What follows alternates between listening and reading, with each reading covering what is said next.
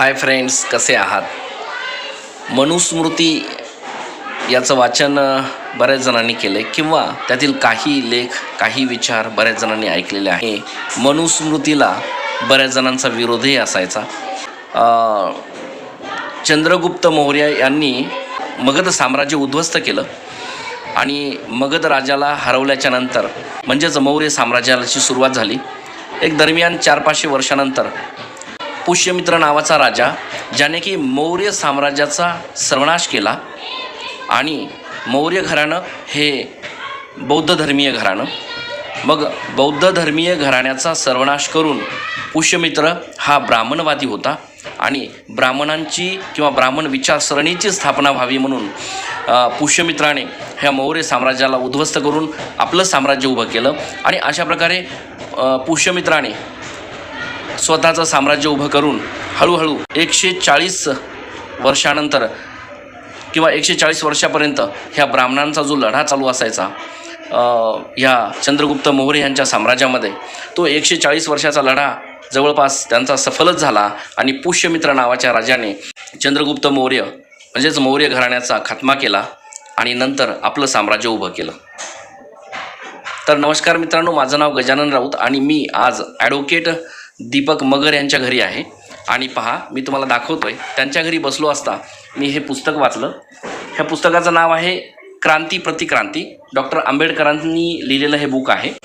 आणि यामध्ये ह्या पुस्तकातील जो पेज नंबर 37, 38 आणि 39 हे आपल्याला असं सांगतं की डॉक्टर आंबेडकरांनी ह्या जुन्या इतिहासाचा म्हणजे ह्या इतिहासाचा अभ्यास करून सखोल आपल्याला थोडी माहिती अशी दिली की पूर्वीपासूनच बौद्ध धर्म हा पूर्णतः समूळात नष्ट करून ब्राह्मणांनी ब्राह्मणवादित्व किंवा ब्राह्मणांचं वर्चस्व कसं निर्माण होईल यासाठी त्यांनी आटोकाट प्रयत्न केले होते.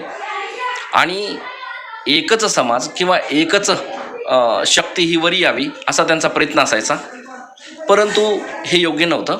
आणि ॲक्च्युअली जेव्हा पुष्यमित्रांनी मौर्य साम्राज्यावर आपला कब्जा करून हळूहळू इसवी सनाच्या पूर्व 170 ते इसवी सन पूर्व 150च्या दरम्यान जे एक पुस्तक लिहिलेलं होतं, त्याचंच नाव मी सुरुवातीला जे घेतलं मनुस्मृती म्हणजेच मनूची संहिता.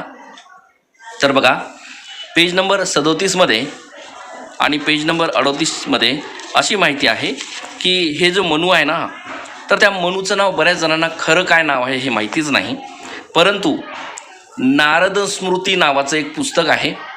फार जुनं पुस्तक आहे ते.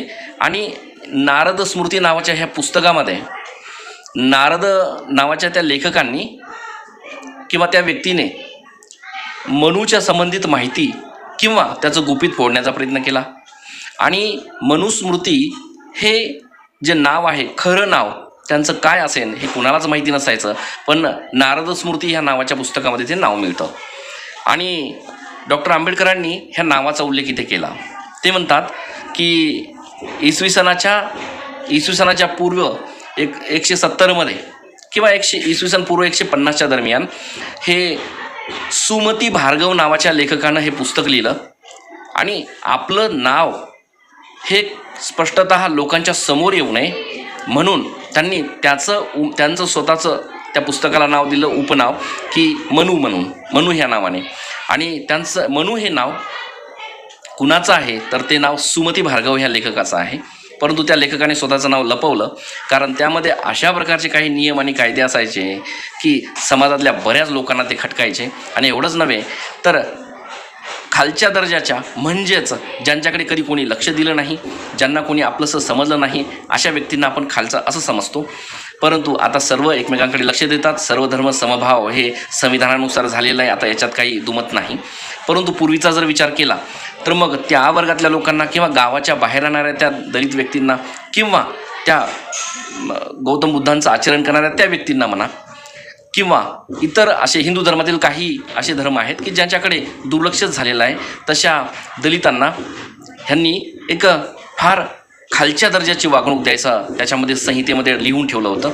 आणि म्हणूनच हे जेव्हा भविष्यात त्या मनूलाही माहिती होतं किंवा त्या सुमती भार्गव या लेखकालाही माहिती होतं की भविष्यामध्ये हे जेव्हा अशीच काही क्रांती घडेन आणि लोक जेव्हा हुशार होतील, अभ्यास होईल आणि यातील काही व्यक्ती जे की खरोखर क्रांती करणारे असतील त्यांना ही गोष्ट माझी खटकेन आणि मग त्यांना माझं खरं नाव कळेन आणि हे खरं नाव कळू नये म्हणून त्यांनी स्वतःचं नाव गुपित ठेवलं आणि खरं तर त्यांचं नाव सुमती भार्गव असं होतं आणि ॲक्च्युअली ते पुस्तक जे आहे ते मनुस्मृती ह्या नावाने आहे आणि त्याचं नाव त्यांनी मनू ह्या नावाने ते लिहिलेलं आहे. इथे आपण थांबूया. गुड बाय, धन्यवाद.